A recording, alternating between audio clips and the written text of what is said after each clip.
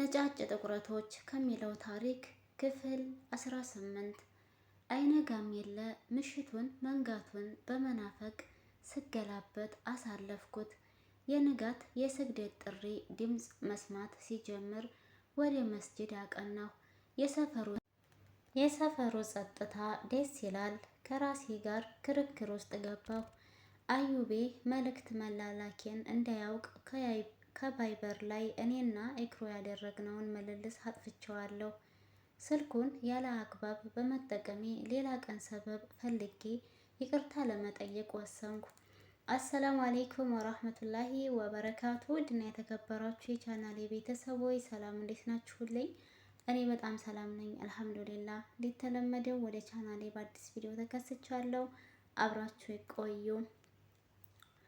የንጋት ስግደት እንዴት ተጠናቀቀ? ፍርዶስ ጋር ደወልኩ። ገና አንዴ እንደጠራ አነሳችው። ፈውዛኔ ሌሊቱን እንደ አክሱም ቆመህ አደርክ አይደል አለችኝ እየተፍለቀለቀች። ፍርዱ ተገናኝተን አካውንቷን እስክንበረብር ልቤ ተሰቅሏል አልኳት። ፉገራዋን ችላ ብዬ ቁርስ እንደምትጋብዘኝና በዛውም የኢክራምን ጉድ ለማየት ከአንድ ሰዓት በኋላ መጥታ እንደምትወስደኝ ነገረችኝ። ፍርዱ ጠዋት ላይ ማንበብ ስለሚያስደስታት በጊዜ ነበር የምትነሳው። ባለች ሰዓት መታ ወሰደችኝ። ግን የወሰደችኝ ወደ አንድ የማላውቀው ቤት ነበር። ከመኪናው ሳልወርድ የማን ቤት ነው አልኳት። ኦፍስ ነው ባክህ፣ ቤት መሆን ሲደብረኝ እዚህ ይመጣለሁ። እኔና ሜሮንን የተከራየ ነው አለችኝ። ብቻችንን አንድ ቤት ውስጥ መግባታችን አግባብ አለመሆኑን ባውቅም የኢክሩን ጉድ ለማየት ስለጓጓሁ ከመኪናው ወርጄ ወደ ቤቱ ገባሁ። ቤቱ ሁሉም ነገር የተሟላለት ነው። ሳሎኑ ላይ ሶፋ አለ። መኝታ ቤት ውስጥ አልጋ እንዲሁም የኢንተርኔት መቀበያ ኬብሎች የተገጠሙበት ጠረጴዛ ላይ ደግሞ ላፕቶፕ አለ። እዚህ ነው ብዙዎቻችን እቅዶችን የምንነድፈው አለችኝ። ወደ መኝታ ክፍል እየጎተተችኝ አስገባችኝ። ወዲያው ላፕቶፕን ከፍታ ማታ የሰረቅነውን ኢሜል እና ፓስወርድ አስገባች። ልክ ስከፍት ወደ እኔ እየዞረች ይሄ ነው አይደል ፈዊ ና እየው አለችኝ። አዎ የኢክራም አካውንት እጃችን ላይ ወርቋል። ወዲያው በፍጥነት ፍቅረኛዋን ለማወቅ ሚሴጅ ውስጥ ገባሁ። ብፈልግ የተለየ ሰው የለም። ከማውቃቸው ሴቶችና ወንዶች ጋር ነበር የምትጻጻፈው። ወይኔ ብልግናዬ! ኤክሩ ልታናድደኝ ነበር። ፍቅረኛ ይዣለሁ ያለችኝ ማለት ነው። ምን አገኘህ ፈውዬ አለችኝ ፍርዱ ቁርስ ልትሰራልኝ ኪችን ውስጥ እየተንጎዳጎደች። ባክሽ ጥርጣሬዬ ትክክል አልነበረም። ማንም የማላውቀው ወንድ የለም አልኳት፣ ለሷ እንዲሰማት ድምፄን ጮክ አድርጌ። ፍርዱ ቁርስ መስራቱን ጨርሳ እስክትመጣ ኤክሩ ከማውቃቸው ሰዎች ጋር የተለዋወጠችውን መልእክቶች ለማንበብ አሰብኩ። መጀመሪያ ላይ የአዩብን አገኘሁት። ስከፍተው ሰላምታና ምክር ነው። እሱ ይመክራታል፣ እሷ ልክ ነህ ትለዋለች። ትንሽ ተዝናናሁበት። ቀጣይ ላይ ብሩኬ አለ። የኔ ውድ ደሞ ብሩኬ ምን እያለ እየመከራት እንደሆነ ለማየት ምልልሳቸውን ከፈትኩት። የመጨረሻው መልእክት እራት በላሽ ይላል። ከብሩኬ የተላከ ነበር። አይ ብሩኬ እየፎገራት መሆን አለበት። መልእክቶቹን ወደ ኋላ እየመለስኩ አነበብኳቸው። ቀስ በቀስ እንደ ድንጋይ ደርቄ ቀረሁ። አፈቅርሃለሁ የኔ አይጥ፣ እኔም እወድሻለሁ የኔ እብድ። ቆይ በኔና ባንቺ መሀል የፈውዛንን ያረጀ ታሪክ የሚያውቅ ማን አለ? ሪሃናና ሄኖክ ብቻ። እርሻቸው ባክሽ። ፈውዛን እንደሆነ ሞኝ ነው፣ አይጠረጥረንም። በቃ ረሳኋቸው የኔ ጣፋጭ። በርዶኛል፣ አትመጭም? መጥቼስ እቅፍ አደርግሻለሁ። እቅፍ ብቻ? አረ እናግለዋለን። አንቺ ብቻ ነይ። ከዚህ በላይ ማንበብ ከበደኝ። በምድር ላይ የማምናቸው ሁለት ሰዎች እኩል ከዱኝ። ብሩኬ እኔ እኮ ለሱ የ10 ዓመት ጓደኛው ነበርኩ። እኔ እኮ ለኤክሮ ማንም ከሚያዝንላት በላይ የማዝንላትና የምሳሳላት ሰው ነበርኩ። ምናለ ባልጠፋ ወንድ ብሩክን የፈጣሪ ያለህ። ብሩኬ ስንት ነገር አብረን እንዳላሳለፍን ለአንድ ሴት ብሎ ጓደኝነታችንን ናደው። መታመን ካለመቻል በላይ ውድቀት የለም።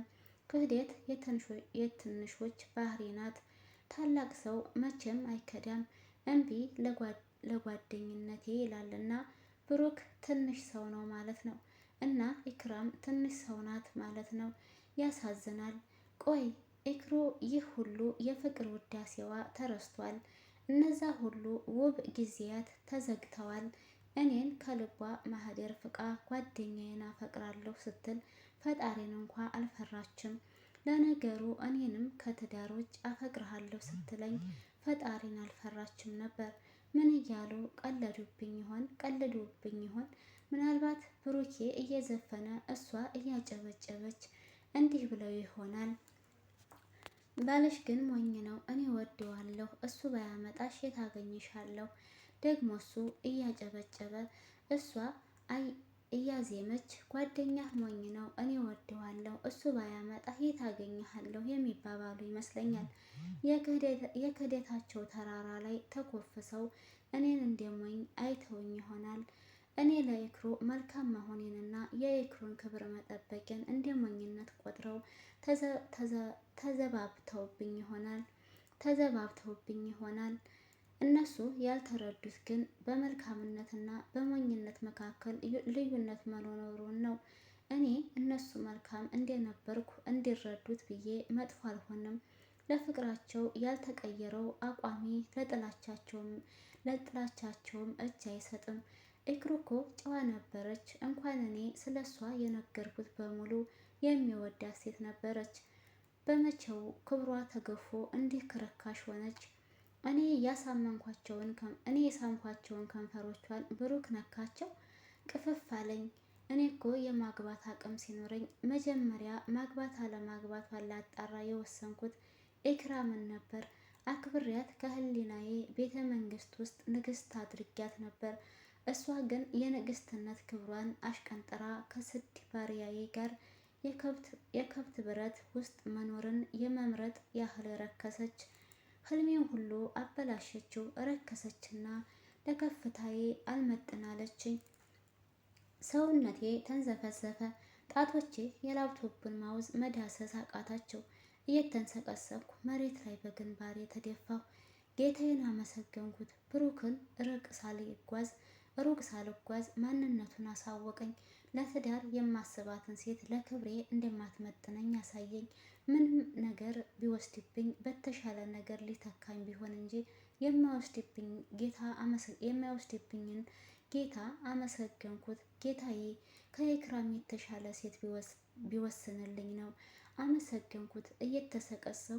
እየተንሰቀሰቅኩ አመሰገንኩት። ከጌታዬ በቀር እንዲህ ላምነው የሚገባ ሰው አለመኖርን ሊያስተምረኝ እንዳደረገው አሰብኩ። በግንባሬ ከተደፋሁበት ተነስቼ ስለ ኢክራም አሰብኩ። እሷ እንዲህ ከሆነች ሌላ ሴት ማን ይታመናል አልኩ በልቤ። አልጋው ላይ በጀርባዬ ተዘረርኩ። ከዚህ በፊት ብሩኬን ኢክራም ፍቅረኛ እንደያዘች የጠረጠርኩ ቀን ሳማክረው የራሷን ሕይወት ትኑርበት ተዋት ያለኝ ትዝ አለኝ። በእርግጥ ከዛ ቀን በኋላ ብሩኬን ምንም ነገር አላማከርኩትም ነበር። ጥርጣሬ ውስጥ ገብቼ ነበር፣ ግን ጓደኛዬን መጠርጠር ብልግና ነው ብዬ ረሳሁለት። ብሩክና ኢክሩን መንገድ ላይ አብረው አግኝቻቸው አውቃለሁ፣ ግን ድሬዊንግ ልሰልላት ነው ስለሚለኝ እና በፍጹም ብሩኬ እንዲህ ይከዳኛል ብዬ ስላላሰብኩት አልጠረጠርኳቸውም።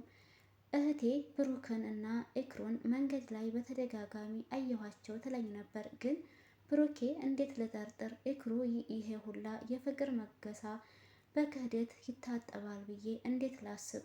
እሺ እኔን ትተወኝ፣ የጓደኛዋን የሪሃናን የቀድሞ ፍቅረኛ ማማገጥ ምን የሚሉት የክህደት ጀብድ ይሆን? እሱም የቀድሞ ፍቅረኛውን የሪሃናን ጓደኛና የ10 ዓመት ጓደኛውን የእኔን የትዳር ቅዥት ሲያማግጥ ህሊናው እንዴት ዝም አለው? ደግሞ እኮ ቃል በቃል ኢክሩ እንድታገባ እንጂ ከማንም ወንድ ጋር እንድትንዘላዘል አይደለም የተውኳት ብየዋለሁ። አደራ ብየውም ነበር። ጌታዬ ሆይ በከለከልከኝ መንገድ ላይ ተጉዤ የነገድኩትን ንግድ ኪሳራን እንጂ አላተረፈልኝም። ፍርዶስ ቁርሱን ሰርታ አቀራርባ እንድንበላ ልትጠራኝ ስትመጣ አልጋው ላይ ተዘርሬ ያለሁ።